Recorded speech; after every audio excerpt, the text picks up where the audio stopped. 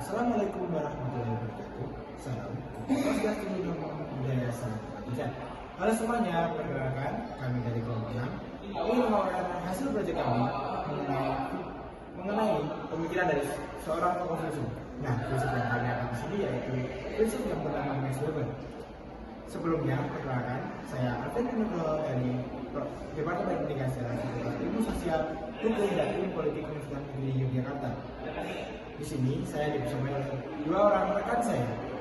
Perkenalkan, saya Muhammad Nur Salihin dengan NIM 22406 241053. Nama saya Rina Fatimah dengan NIM 240 Maximilian Weber atau Max Weber merupakan seorang ahli politik, ekonom, geografi, dan sosiologi yang berasal dari Jerman. Beliau hidup di abad ke-19 dan juga dianggap sebagai salah satu pendiri awal dari ilmu sosiologi dan administrasi negara modern. Karya utama dari Max Weber sendiri berhubungan erat dengan rasionalisasi dalam sosiologi agama dan pemerintahan, meskipun beliau juga sering menulis di bidang ekonomi. Karya yang paling populer dari Max Weber berupa sebuah esai dengan judul Etika Protestan dan Semangat Kapitalisme, yang mengawali penelitiannya tentang sosiologi agama. Max Weber berpendapat bahwa agama adalah salah satu alasan utama bagi perkembangan yang berbeda antara budaya timur dan budaya barat. Dalam karya yang terkenal lainnya, yang berjudul Politics as Vocation, Max Weber mendefinisikan negara merupakan sebuah lembaga yang memiliki monopoli dalam penggunaan kekuatan fisik secara sah. Definisi ini juga menjadi poin penting dalam perkembangan ilmu politik di dunia barat. Kontribusi Weber terhadap sosiologi dapat dilihat dari karya-karyanya seperti Basic Sociological Terms, Objectivity in the Social Science, The Protestant Ethic and the Spirit of Capitalism, dan The Types of Legitimation Domination.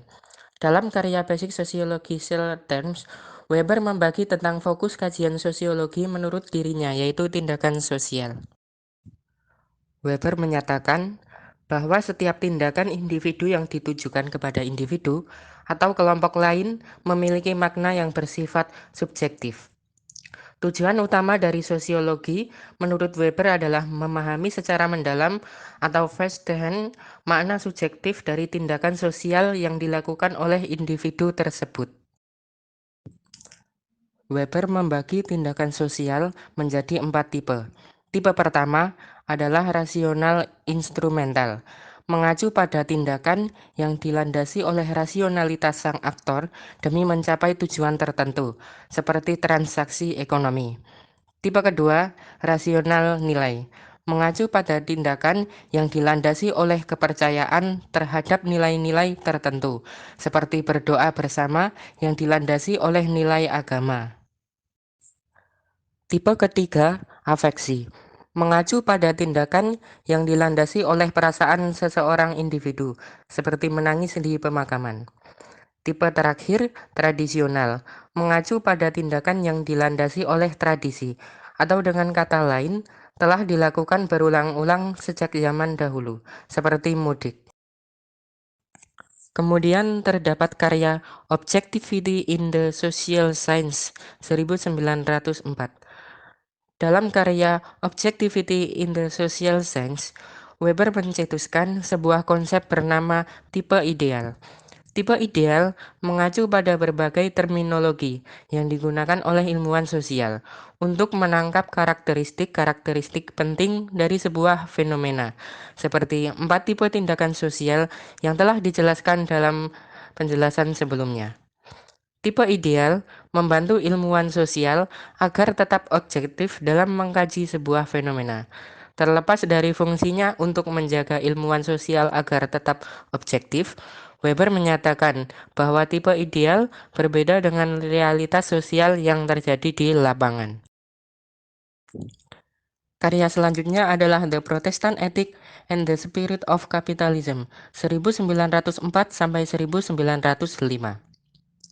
Dalam karya The Protestant Ethic, Weber mencoba melihat hubungan antara doktrin keagamaan dengan semangat kapitalisme.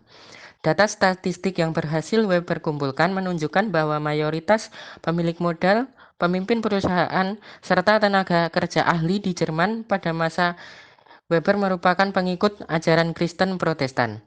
Weber lalu melakukan investigasi dan menemukan bahwa salah satu cabang ajaran Kristen Protestan, yaitu Calvinisme, memiliki doktrin yang kompatibel dengan semangat kapitalisme.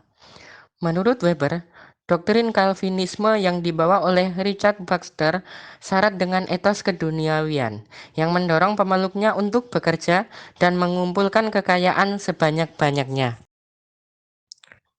Doktrin Calvinisme mengajarkan bahwa aktivitas ekonomi merupakan bentuk pelayanan kepada Tuhan.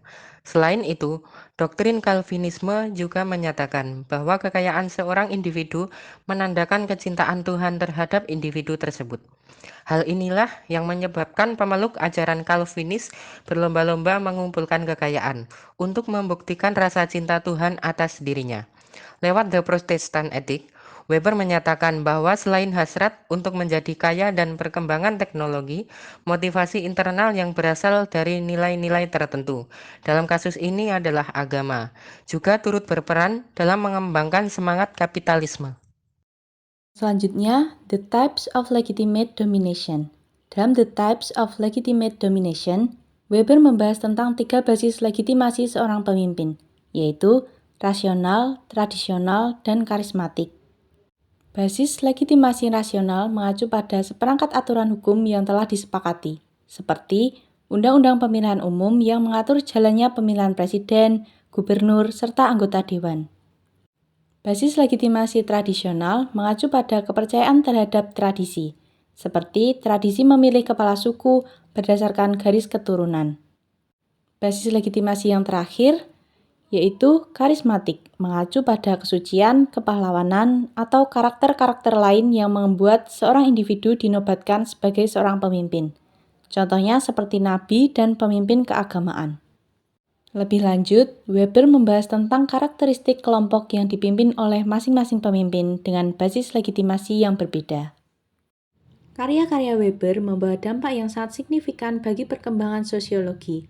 Pemikiran Weber yang sangat berfokus pada ide dan nilai menjadi alternatif, sekaligus kritik bagi pemikiran Marx yang sangat materialistis. Selain itu, tulisan-tulisan Weber juga kerap dijadikan rujukan utama ketika membahas topik-topik dalam ranah sosiologi politik, hukum, dan ekonomi.